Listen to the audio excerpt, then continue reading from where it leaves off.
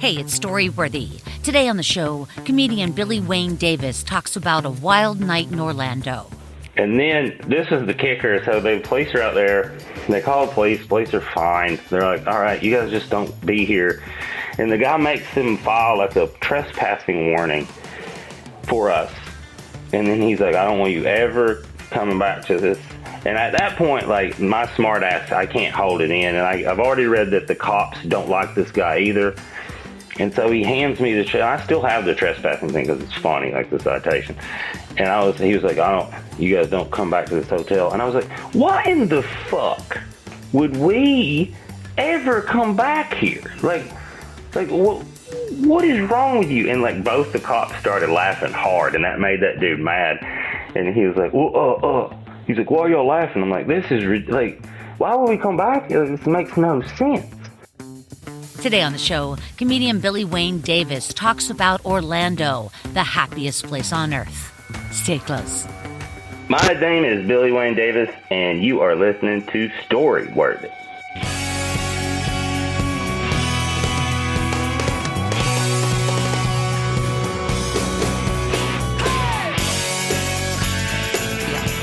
Welcome to Storyworthy. My name is Christine Blackburn, and I'm coming to you from Los Angeles, California. Whether you're a longtime fan of the show of over 12 years, or you're a new listener, welcome to Storyworthy. Now, I hope you guys had a chance to listen to storyteller Katya Duft last week. Katya is a very interesting girl. She's from Russia. We talk a little bit about the Russia-Ukraine thing going on and her family, which she has in both countries. And then Katya talks about riding the bus in L.A. Who rides the bus in L.A.? Billy Wayne Davis, have you ever taken a bus in L.A.? Yes, when I first moved there, because I came from the Northwest. I was living in the Northwest, so there's a great transit system there in Seattle and Portland. Right. It's amazing. So I didn't have a car because I was traveling a lot as a comedian, and I moved to LA, and I was like, I'll just do the bus, and I did that for like 2 days, and I was like, oh, this isn't. This doesn't work. Did it take you? Did it take you where you wanted to go? I mean, it took me close to where I wanted. I mean, I'm an able-bodied person, so that helps. But there's a lot of walking and not being on time. That's what I noticed very. I was like, oh, this isn't conducive to helping anyone. It is tricky. I mean, I don't know. It's tricky because in one way, you know, why not take public transportation? Like, what's the problem? But you see, in LA, it's just a little tricky because you have to get like a car just to get to the station or, you know, where the metro is. So like right off the bat, it's just it's not like New York. Let's say that. No, it's just, the city's designed different. And then like, that's what I tell people. I'm like, hey, there is a subway and it works really well if you're going to like 4 places, but that's it. You're exactly Billy Wayne Davis, I know that you are from Crossville, Tennessee. You're the one. And you can't tell me there's good transportation in Crossville, Tennessee. No, there's not. I don't think there's a bus system. I think they have like vans that'll come pick people, you know, that kind of community stuff for disabled people and people that need to get. Well, but no, I mean, I lived pretty far out from town. You know what? The school bus system works pretty good. I'll be honest. That's the only transit system that's something. Well, it's interesting. I was just in New York last week, and I'm not kidding. I don't know when the last time you were in New York, but there's not very many taxis anymore because it's all rideshare. Yeah. Which I actually prefer. And I'm not kidding. In New York City, you guys, there is less honking. There is less craziness because the taxis aren't operating like they were. So those guys were the ones being super aggressive and slamming on their horns, and now they're gone pretty much. Yeah. I lived in New York City for 6 months or so, and I quickly, the taxi system wasn't ideal, and it was a gamble every time. But I got into, it was like right before rideshare really took off, is it like just private cars?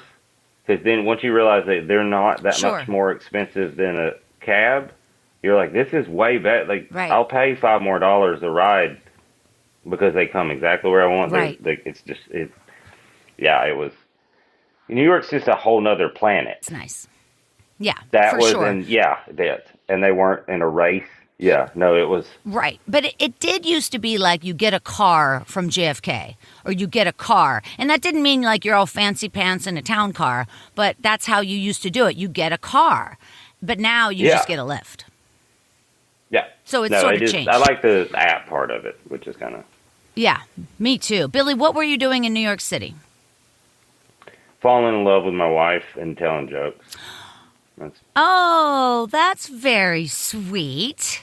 Yeah, it was. I mean, if I'm being fully on, that's most. And that was I was already kind of established comedian where I could tour, but, when you move to New York, you kind of have to start over on some level.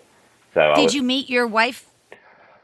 No, I met her at a comedy festival in Portland, Oregon, and then we kind of talked over the phone for a while, and then I was like, I'm going to go make her love me the way I love her. And then I did. It's one of the few goals I've accomplished. And then I was a mover while I was there, which was it sounds like a shitty job, but it wasn't. It paid really well under the table, and then I got to stay in shape, moving, and then I got to go in so many buildings that I would have never got to go in. And I really like that. Yeah. I like that part of it. Yeah. So. Seeing different parts of the city and stuff. Yes, like every different level of human being we were moving, and it was really fun. And then I tried to do it when I moved to LA, and it wasn't the same. They didn't pay good. And it was a good introduction to what LA was going to be. That's interesting because I've heard moving is like the worst fucking job in the world. I've heard moving people and how people say like, oh, you'll keep in shape, but that you don't keep in shape. But you did.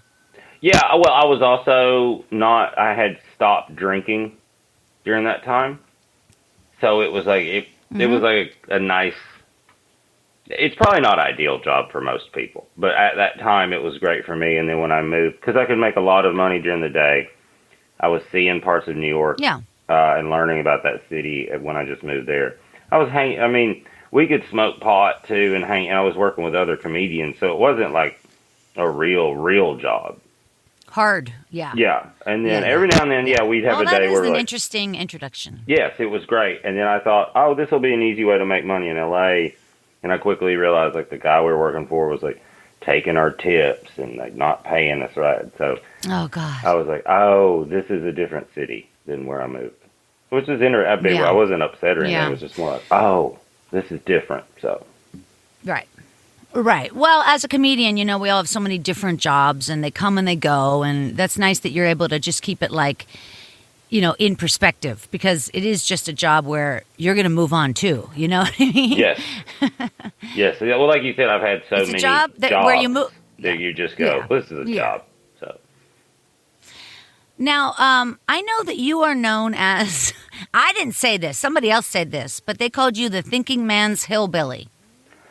Yeah, that was when I moved to Seattle. I think people have a perspective, like or a perception of what people are from the South. And I didn't realize that even, in the 2000s or whatever, people still have that perception. So when I moved to Seattle, people were like, oh, you're not like an idiot. And you're like, yeah, I'm sorry. So then they say, someone said it, and I was like, I'm just going to kind of run with that for a little while, because it lets people know, like, you're not going to get what you think you're going to get with my name and my accent. So. Right. But you see, there is something to that, I will say. I lived in Nashville for a brief time. I know that you've spent time in Nashville, and there is something about the people there, and maybe other places in the South, where there's kind of a reversal, like they think that we're the dumb ones. Like, you just don't get it, because we're down here partying and the music and the beer, and we got this and that, and you don't get it. You're the outsider. Oh, 100%. But they're not that welcoming. No. Thank you, Billy. Well, it's not that they're not welcoming. What it is is there was an influx of people from outside the South for a long time that would come into the South and tell people how to do it better or change it. And right. that's where that comes from. That. So if you're just polite and you just go and you're just experiencing the South, it's not going to be bad. But if you're going to go to the South and be like, why y'all do it this way? Why y'all do it that way? And blah, blah, you should do it. That's when you're going to meet people. That's when you're going to meet that part of like, oh, no, there's a lot of stubborn. Right. I'm not saying it's right and a lot of stuff they should change. But that's what that is. That's where the rude comes from.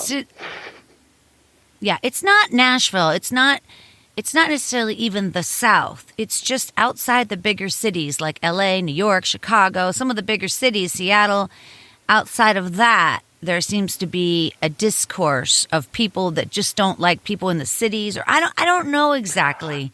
But I feel like we should all just what? Go. I toured enough. I know what that is. That is they're afraid of the city. It's like when city people are like afraid of the country, and they're like it's exact opposite. There was like I always laughed at those guys that I grew up with. They're like, man, I drove in the city and the way they do stuff is like done right. Yeah, it's a different type of place, man. So they have to do things different than you would near your farm. Like in your big old truck doesn't really belong there because there's no need for it there. That's why you don't fit in there because you're not supposed to. So it's a different. Right. It's like when people are like, "Which do you like, New York or LA better?" And you're like, "They're totally different places. Totally different. You can't really compare." Right. So I think that's where the divide comes. Yeah. But what I think is also interesting is like I was just in New York last week and I actually had friends there. So we were driving like in their car and going out to Queens and Forest Hills and different places. And then they drive me back into the city to my hotel. And what I realized, this is the first time I'd been in New York in like somebody's car, somebody that I knew. Because usually I'm just in a taxi or an Uber or whatever. But I knew these people. And so what I realized is New York is really just like Manhattan is a big city. But then as soon as you get out of Manhattan, you're right back in the middle of nowhere. Mm-hmm. I mean, New York is just woods and more woods and forests. Yep. Yeah, especially upstate is just, you're in the Appalachians immediately.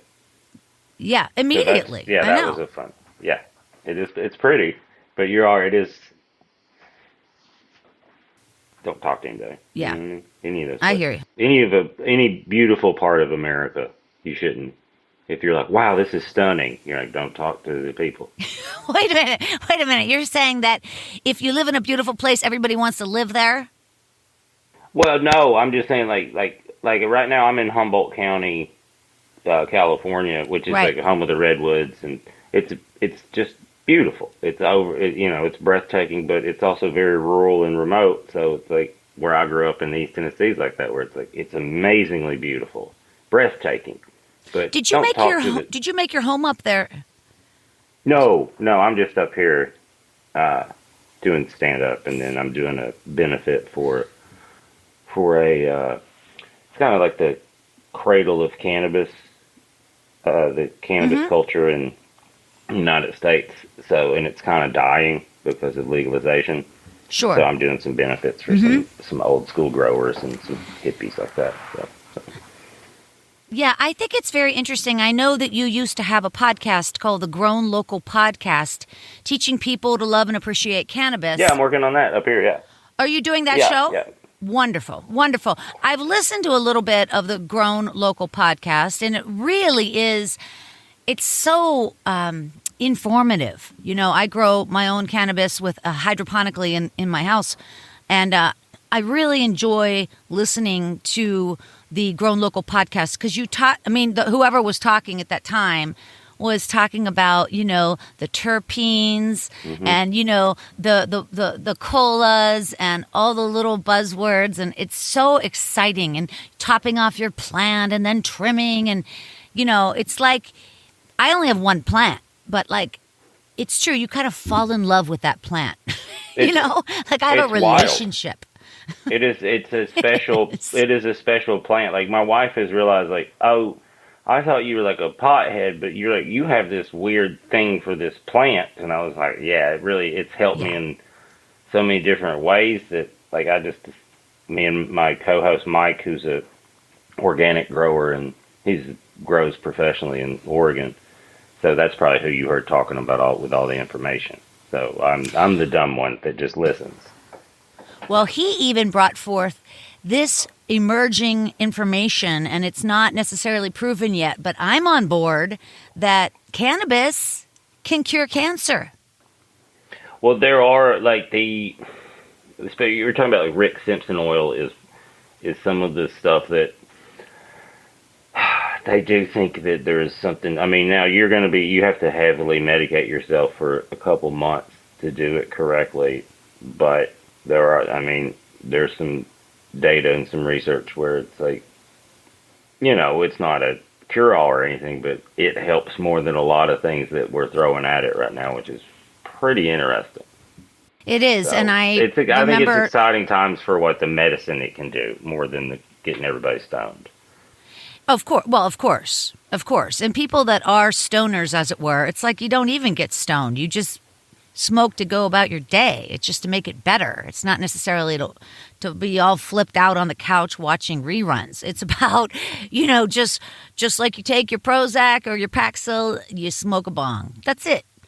But like I said, growing my own plant has made it so fun because, like, my first harvest, it was so good. I couldn't believe it. I was like, wow, I grew this all by myself, this one little plant. It was so fun. Did you notice, too? I noticed when I first started growing that my diet improved because it was so clear what I put into the plant would affect it immediately. And if I put bad stuff in it, and then it was one day I was like, oh, I put gummy bears in here all the time, and that does not, that kind of, so it's like this slow shift. Yeah. So there's like, when I encourage people to grow, it's not for the reasons people think at first. So that's what we're just kind of spreading it out. And then with legalization coming, we're worried about them taking away home grows and ruining the small farmer, and that will ruin the plant. Well, that's already happened, hasn't it? Yeah, no, Billy, that's already happened. They're doing it through taxes and stuff like that. That's how they're doing it. And then there's big corporations that are using the Amazon model, which is they don't need to make money for 10 or 15 years. They just want to destroy everybody else. So we've got to be loud about protecting, because the corporate part's going to be there. That's part of our country. But if we can kind of carve in this protective niche for small growers and grow in your own from the start, that'll be what saves the medicinal part of the plant, I think. And it's scary because, But you're right. These guys from like Philip Morris come out and they just buy it all, man. They just take all of the big farms, and they're doing it on such a commercial level that, a lot of the smaller farmers are just getting... And they drive down the price of the...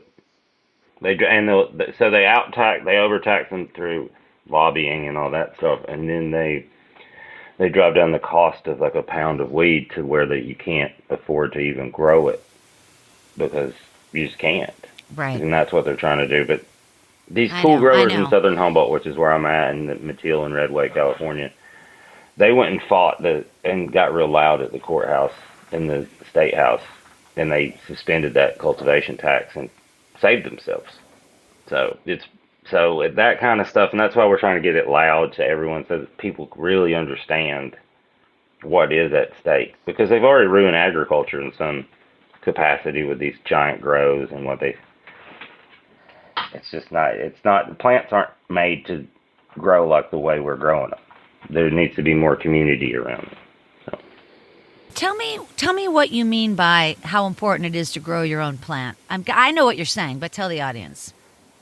Say again, you. Like, why is it so important that you grow your own plant? I mean, obviously, weed is cheap enough. You can go buy it easily, and you can buy it and still grow. I mean, you can have a couple of different sources going. Well, but, like, you feel that owning your own plant, it gets you to know the product, right? And you can, think if they made tomatoes, but you couldn't grow them at your house. That's essentially what they're doing.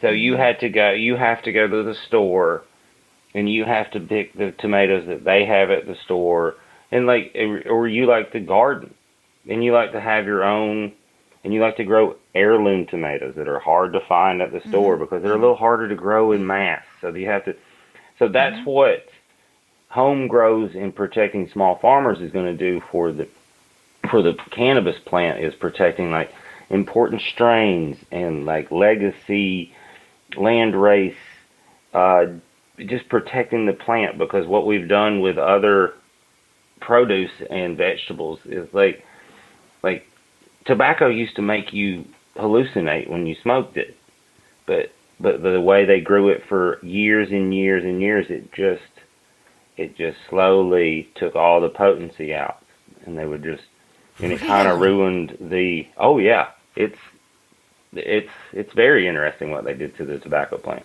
through commercialization. I never smoked cigarettes. So you're saying that the older cigarettes used to be strong? No, I'm saying like natives, and like back in before they really started to commercialize it, the tobacco plant was like much more powerful. I remember, like, I have family members that grew it for, bigger tobacco companies, and when you pull it off the leaf, it's like really sticky, and it makes you high. It does. Like that. Yeah. So, but I used to smoke cigarettes because I'm from the South. They make you chew tobacco and then smoke cigarettes so you can get through your 20s. Ew. I'm just saying. Did you chew? Like it. Yeah, I played baseball. I didn't dip. That made, because I could swallow it and make me throw up because it's all little stuff. Ugh. Dip is like the little stuff, so and gross. then chew was like a big old thing of. That's why I chew tobacco. Oh, God. No, if I did it now, it would make me throw up. You're exactly right. Yeah, so gross. I remember being in Colorado between my brother and a buddy of mine, and I had to hold the spit can in between them so they could spit during the movie. Oh, it's so foul. It's just, that's the worst thing ever. And then people get like mouth cancer. It's like, oh my God. Every time. It's disgusting. No good. Yeah, no, a lot of accidents happen with the spit can or the bottle. Yeah, it's disgusting. It's a disgusting thing. All right, listen, we're going to get over to your story in just a second, you bring forth the topic, Orlando, the happiest place on earth. And that's a great topic because my listeners know that, like, I'm a huge opponent of Disney and I don't like Disney. And I used to be a flight attendant, so I used to have to go to Orlando all the time, like 20 times a month. Ugh. Yeah, it was just nightmare. So I'm very anxious to hear your take on this. But before we get to your story, I wanted to mention that you just recorded a full comedy special called Testify. It's coming out on November 17th. And you did this album at the International Church of Cannabis in Denver. Yes. It's a beautiful church. Yeah, I like the idea of, like, it's probably like 4 or 5 years ago, it was opening up, maybe 6 or 7, and I was in Denver for 420 doing some shows, and then my friend was like, oh, you need to come do a set at this weird church. And I was like, that sounds fun. And then the guy bought an old church, because they, like every other business, sometimes they go out of business. But then he had this cool Spanish artist come in and paint the inside, and it's truly this special place. And I was just like, oh, I'd love to record a special here one day. And you know how that takes, we say, like, from the idea to culmination, it's like 4 or 5 years. But we made it happen, and I found a good director who could make some of my weird ideas happen because, and then, so what we did was we wrapped this trippy DMT story about when I used DMT, and we wrapped this trippy thing with the church around this really funny comedy special. So it's like, what's we got to DMT? do an art piece with a stand-up. What's DMT? Yeah. Oh, okay. That's the best way. Do you know what ayahuasca is? Yeah, of course. Well, okay. So DMT is the chemical that everyone. Okay. going for. That's what's in the ayahuasca that they're going to get. Like, I didn't know that. Okay. Scientists have figured out that we can just pull the DMT out of there, and you can just smoke it or take it, and you don't have to eat the ayahuasca and throw up with a shaman in the jungle and do all that stuff. You can just do Wait, the trip. I want to go to Costa Rica with a shaman. And that's what I've been saying while I've been promoting this. I was like, now I get a lot of white people love to go into the woods and throw up with a holy person. Like, I understand that's the process. I'm not. I have a lot of stuff I like to do other than that, so I don't have the time. So I just need to go take the trip to make me figure out what I need to figure out, and it did. It took like 15 or 20 minutes, and then people were like, "Oh, you've only done it once?" I'm like, "Yeah, it worked, so I don't have to do it again." So it truly, ideally, I did one drug experience with this, and it gave me what I needed, and I don't have to do it again, which I think is the whole point of drugs. So are you talking about microdosing? No, the mushrooms, that's mushrooms. It's a totally different thing. I'll do mushrooms probably once or twice a year just to cry out all the stuff I need to cry out. So I have been very interested in doing ayahuasca, but you're saying this is the other drug that you don't have to go through the vomiting and all that, right? Yeah, no, it's DMT your body's producing it right now. We have it all inside of us. DMT. Oh, I didn't know that. Yeah, no, it's a wow. And plants have it too. Every living thing has DMT in it. Isn't that cool? It is interesting, and I heard that guy Mike talking about that every plant has terpenes as well. Yeah. Well, yeah. No, terpenes are what you taste and smell. That's what yeah. So they can pluck the smell that comes off the plant. Yeah, or a vegetable or the taste part. So like they can pull terpenes from like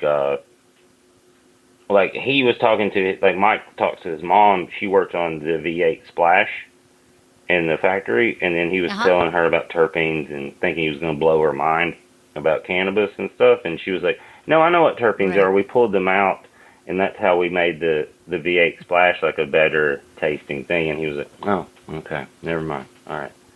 So it's like we've known about terpenes for a long time. But that's when you get really into marijuana. That's the connoisseurs want the terpenes because it has the different taste and the things like that. And that's partly why I'm here in Humboldt at the end of the harvest season. I timed it really well where I'm like, oh, it's all going to be, I'll go up there then. So. That's so fun. Yeah, that's so exciting. Well, the other thing beside the terpenes are the little, what are they called? Like the little crystals that form that are like clear and then you wait till they're amber. Trichomes.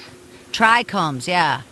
That's good stuff too. Oh man, I love that stuff. Yes, it is. Anyway, yeah. I went online. I looked up I went online and looked up the International Church of Cannabis, and you're right. It's so beautiful inside. Now, it looks like to me a lot of it is stained glass. Are you telling me it's paint?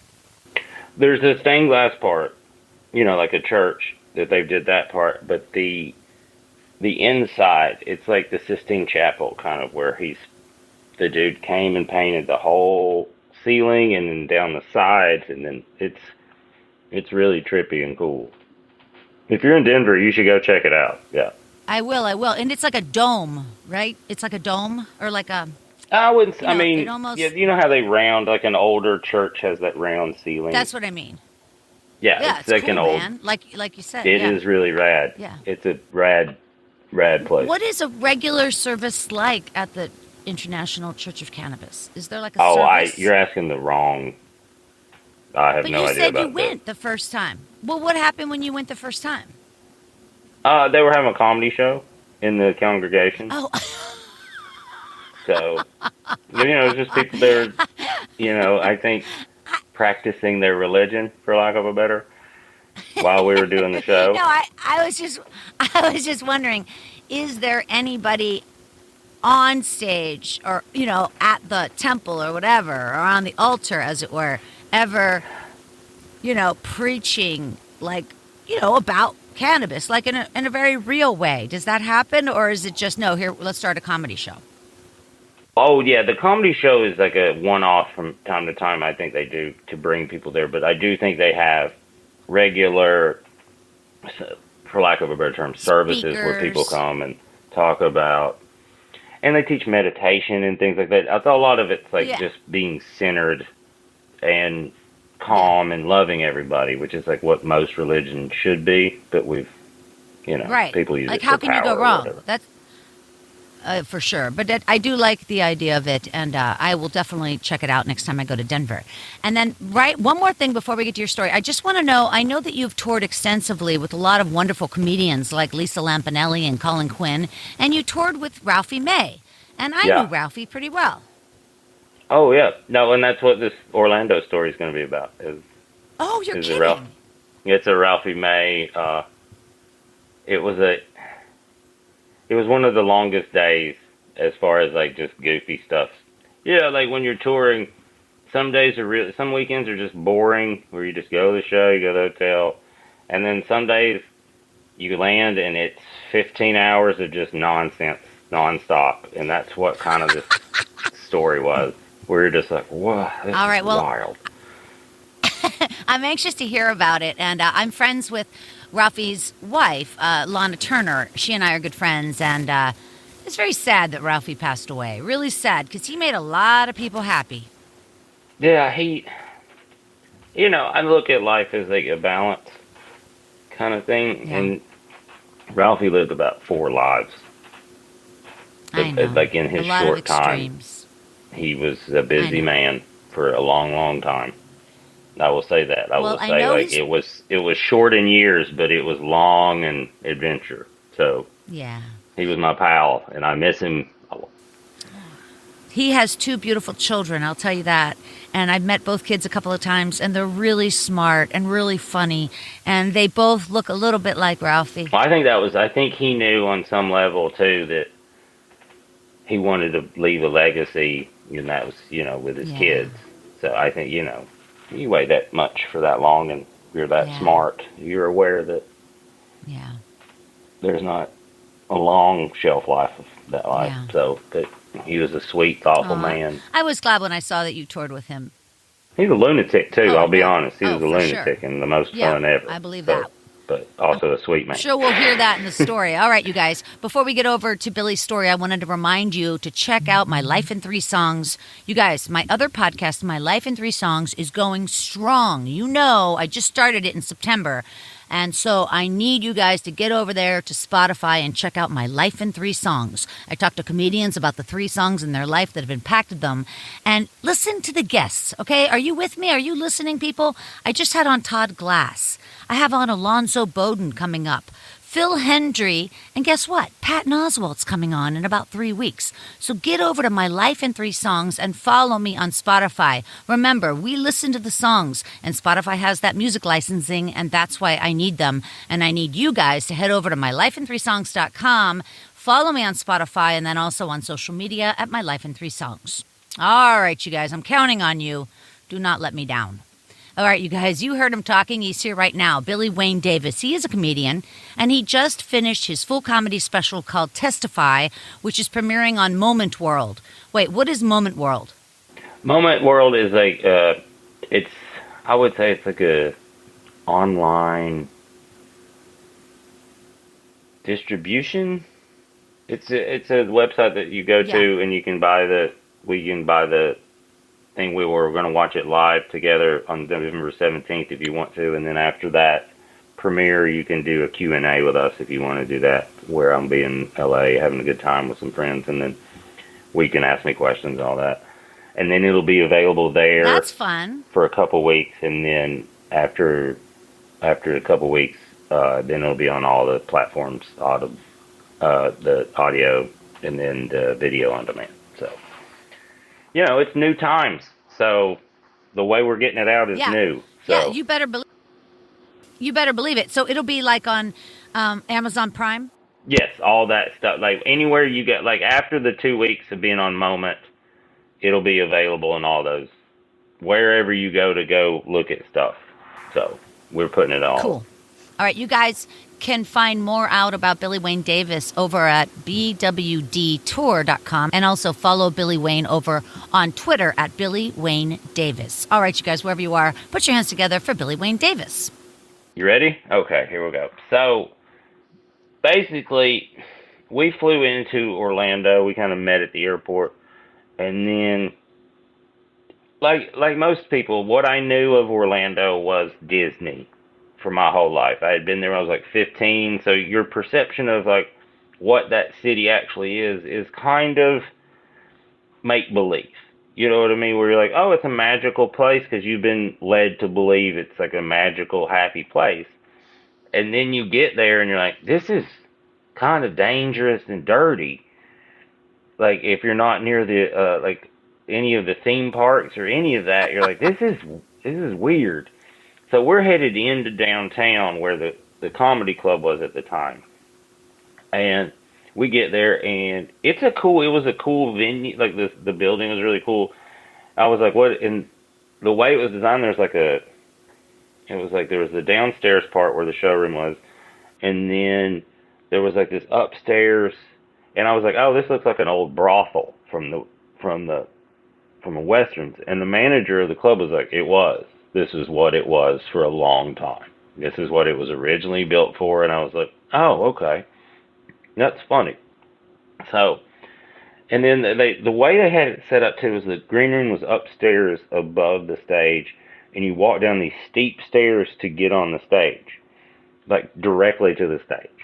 Not great design. Ralphie was like, I'm not doing this.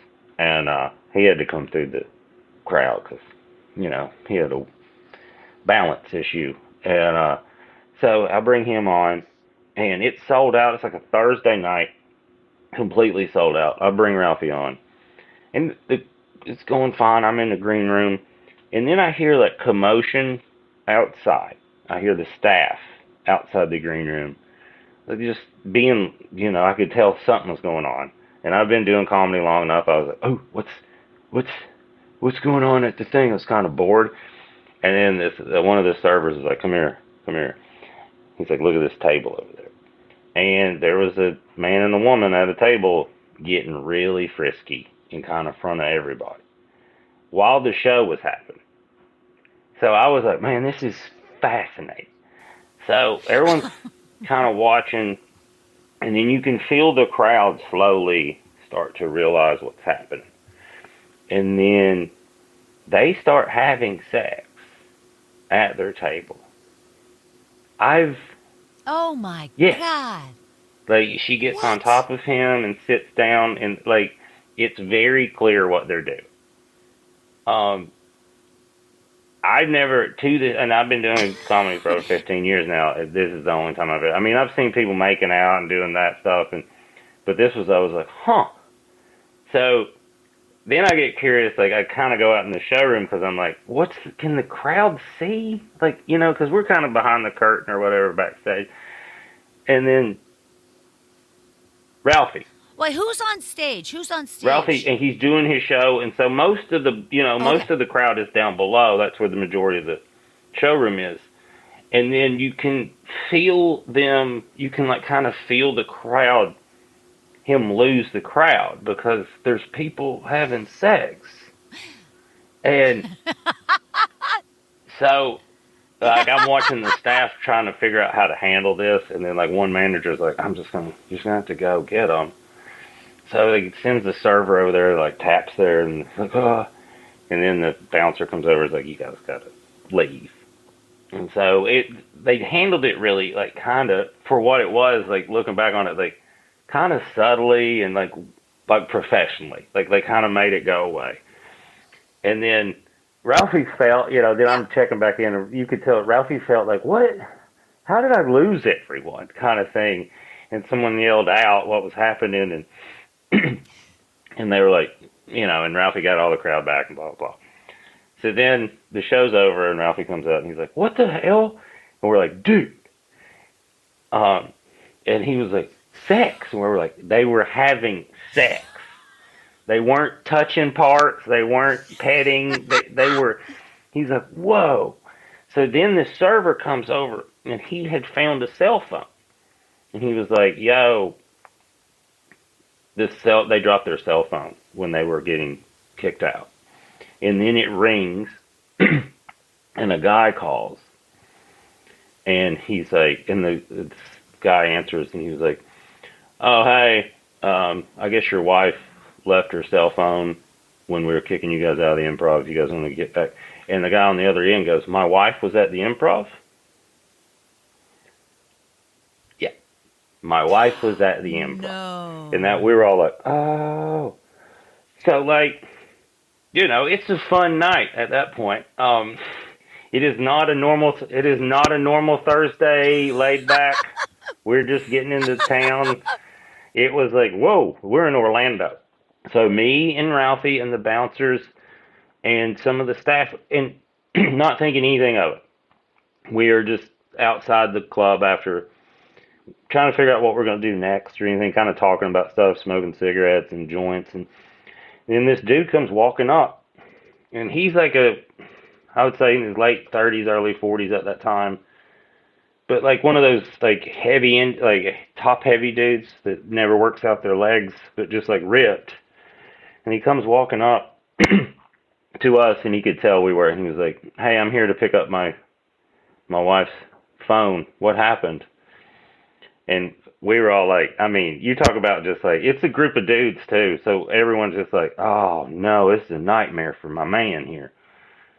And so we're just kind of quiet, and then we like look to the biggest bouncer dude, and we're like, you're probably gonna have to, like, we all like, no one said anything. We just all kind of like, you're gonna have to be the guy to deliver this news to the dude. And he was like, what happened? Like, why did they get kicked out of the club? And they were like, because they were having sex in the club. And you can see, and like, he was like, you could see he was like processing it, and he was like, was it a guy that looked like this, this, and this? And we're like, all of us were like, yeah, that's him. Yeah, that's the guy.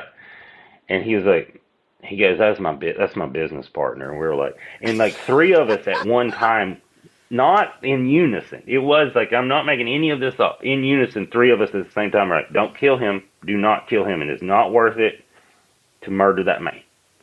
I was like, she's awful. Like, we all like went into council mode because we're like, this is bad. We all went from like, this is like a crazy night to being like, oh no, this is going to lead to like Dateline stuff. This is going to be like a Dateline episode. Like, and he's like, oh man, she's blah. And she was like, they're having sex. And we were like, yeah, dude. And then gave him his phone and stuff. And like, he just kind of went off into the world.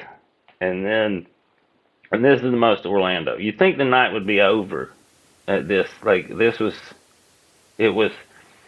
So then we go to the hotel. Yeah, that's a lot. And we're in the back suite room because Ralphie's got a big old room, and he has to be put away from everybody. And we're just in there smoking pot. There's 3 or 4 of us. No, it wasn't even being loud. But we thought we're fine. There's like this insurance salesman convention, and they're just hammered everywhere, running around at this hotel, loud and drunk. They're insurance salesmen, and they're away from their families, so it's chaos. So then we get a knock on the door, and it's the security guard, head of security, this old asshole, for lack of a better term. And you know, we're smoking weed or whatever, but Ralphie had his medical thing. I don't know how, and he's also famous, so I think this had more to do with it than anything. And they kicked us out of the hotel. You could tell the manager of the hotel was like, I don't want to do this. This security guy's like, he got the police involved, and the police looked confused. Like, they were like, there's drunk people running around everywhere. Like, these guys were sitting in their room. Like, this is. But the old head of security guy had a hard-on about cannabis, is what it was. And then this is the kicker. So the police are out there. They call the police. Police are fine. They're like, all right, you guys just don't be here. And the guy makes them file like a trespassing warning for us. And then he's like, I don't want you ever coming back to this. And at that point, like, my smart ass, I can't hold it in. And I've already read that the cops don't like this guy either. And so he hands me I still have the trespassing thing because it's funny, like the citation. And he was like, you guys don't come back to this hotel. And I was like, why in the fuck would we ever come back here? Like what is wrong with you? And like both the cops started laughing hard, and that made that dude mad. And he was like, he's like, why are y'all laughing? I'm like, this is like, why would we come back? This makes no sense. And then there's like drunk people like screaming as they're run by. It was like chaos. And Ralphie and I were just laughing. We're like, all right. Yeah. And then Ralphie told the dude, he's like, you made a huge mistake doing this. Yeah. Because, and he understood business in a way I didn't at the time.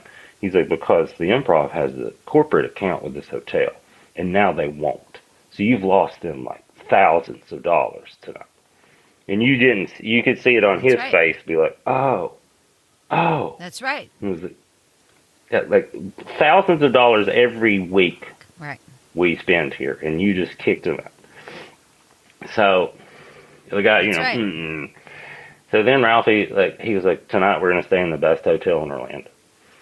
And I was like, okay, I'm just exhausted at this point because I was like, man, Orlando's nuts. This is the same day. Yeah, this here is we the go. same day. Keeps going on and on. So then we go to the Grand Bohemian, which I didn't even know was a brand or a luxury hotel, and it was awesome. Then we had to share a room that night. He's like, well, I'm not going to get your room because this is ridiculous, but the Improv's paying for it. I was like, cool, whatever, man, you're my boss. I was like, I'm going to stand down here and smoke a cigarette before I'll meet you up there. He's like, cool. So I'm sitting there smoking a cigarette, and I get done, and then I go into the lobby, and I get in the elevator, and as I get in the elevator, I look up, and the door shuts, and I'm in the elevator with all the Detroit Pistons, because they're in town to play the Orlando Magic, and I was like, I just started laughing, because I was like, of course, I mean, how else would this night end, other than me being in this hotel room like Rasheed Wallace, Rip Hamilton, all these dudes, and I was 7 foot tall. I started laughing. I was like, Ralphie should have stayed and smoked a cigarette with me because we've been hanging out with them all night, and then they were just destroying the Magic that whole series. So I was just trying to, after I was laughing at myself, I was like, I gotta make them laugh before I get out of it. So it was just me and them, and I turned right before I was like, hey, good luck with the Magic. And they all busted out laughing, like I said. And I was like, and then the door shut, and I walked in to Ralphie's room, and I was like, so I was just in the elevator with the Detroit Pistons. And he's smoking a joint. He's like, shut the fuck up. And I was like, I don't know what is going on in Orlando, but this town is nuts. Then I'm not making this up. The next day they put us out to this other hotel. They didn't pay for us to stay at the Grand Bohemian all weekend. But it was a nice hotel, but it was kind of out. And you know how in a lot of American cities there's no walkability at all to anything. Right. You can't even get coffee. You so can't there's get 7-Eleven. It's a mile. It's a quarter of a mile to the 7-Eleven. And I was like, I'm gonna go get cigarettes and some snacks or whatever. And as I'm walking, it's the morning, we just checked in, and it literally 11:30 in the morning. And I'm walking, and this dude on a bicycle pulls up, and he's like, hey man, you want to buy some crack? And I was like, I just don't understand what this city is. I was like, no, I don't. This is a seemingly nice neighborhood. And I looked at I was like, I have nice, I don't look like a crack. I was like, this whole city is, and I walked back, I got my stuff, walked back, I was like, dude, somebody just offered me, sell me crack. And Ralphie goes, man, we gotta get out of Orlando. I was like, yes, this whole city is awful. And then the rest of the shows were, kind of boring comparative, for the weekend. We were just like, I'm glad this weekend is almost over. But I have kids now, and they're like, we should go to Orlando. It's not safe there, you guys. It's just, shouldn't take children to that place. It's not. Yeah. So that's my Orlando story. That is extraordinary. That is so funny. I can picture Ralphie that whole time just being like, dude, It was. I mean, it was great too because that's just so if great. that would have happened to me now, I would have been in the Ralphie position, which is because I've seen so much doing the road at this point. But at that time, he was super calm about everything and like laughing, which made it easier for me because when you're looking, you're like, hey, should we panic about like this day just keeps getting more and more insane? And he's like, just that calm presence to be like, we're just gonna keep moving along, man. Just keep, wow. Stay out of jail and keep moving along. He's such a pro. Yeah, man, he was an incredible pro. Wow, that's a great story.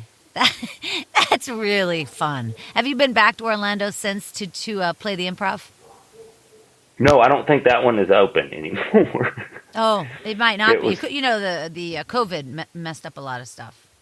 Yeah, and I think that area, it turned into like real clubs, like a lot of like dance clubs. So I think it just turned into not a great place to do stand-up because people are going there to get drunk and rub on each other. So I think that's what it was. I mean, it was wild. I think that's probably what it was too. Yeah. Oh my gosh, you make me laugh. So have you taken your kids to Disneyland here in California? Yes. Yeah. Several times. It's a whole different vibe. Yeah, it's smaller and it's more manageable for sure. Yeah. My kid, they're 15 and they've gone to Disney this year alone like 5 times. Like, I'm like, are you kidding me? When I grew up in Pittsburgh and for vacation, we went to like Gettysburg. You know what I mean? We had to go to one time we had to go to Williamsburg and like churn butter or something. I mean, this was ridiculous. I'm telling my daughter, look, next time we're going on vacation, I'm taking you out to the Reagan Library in Simi Valley. How would you like that? Yeah, let's do some historical reenactments. Let's Yeah. But it's so true here in California.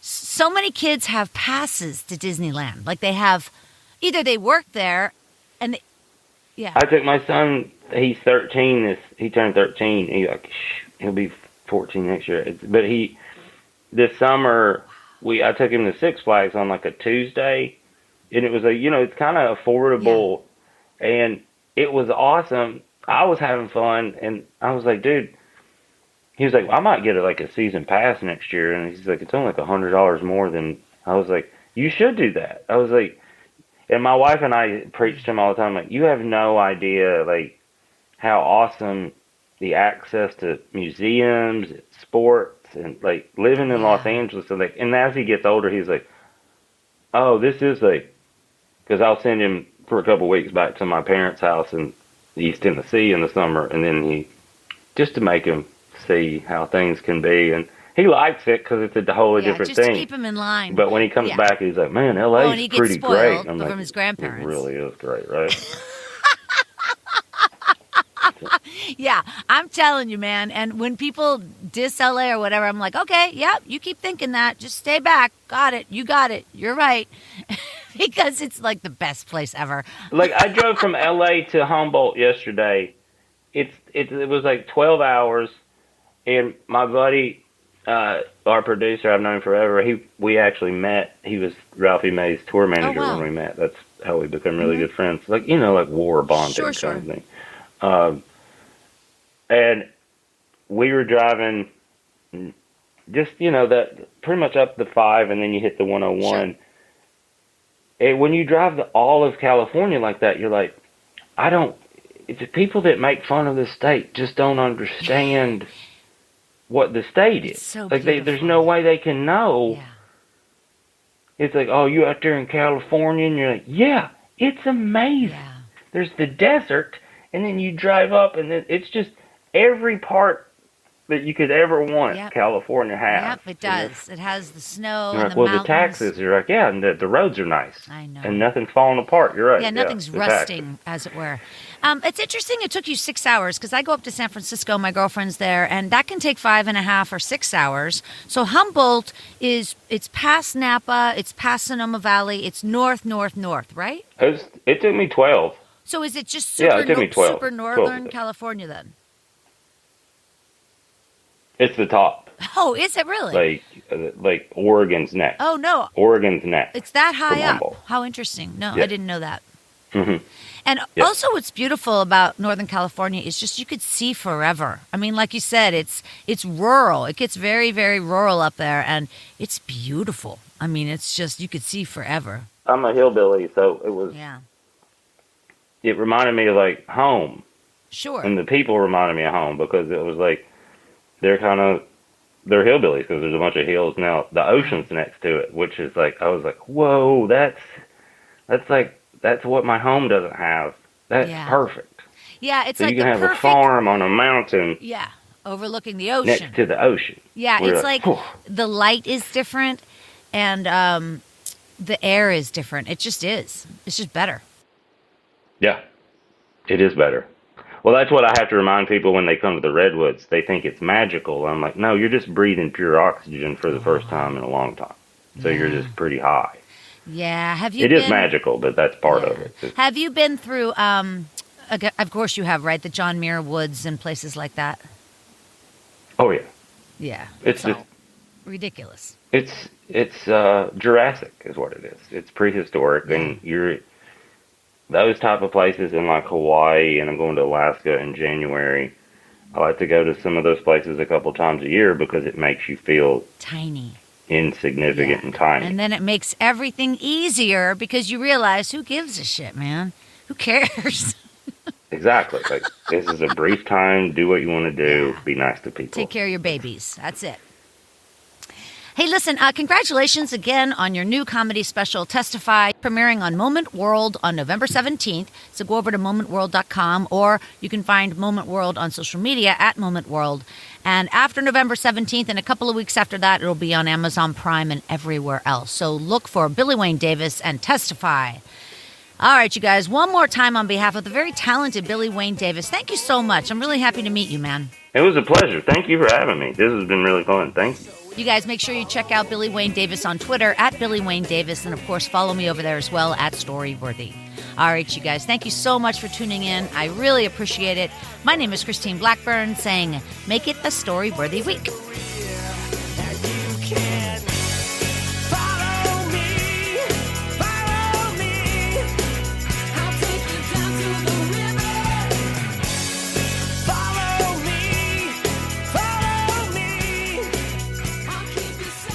Thanks for joining us on the Storyworthy podcast.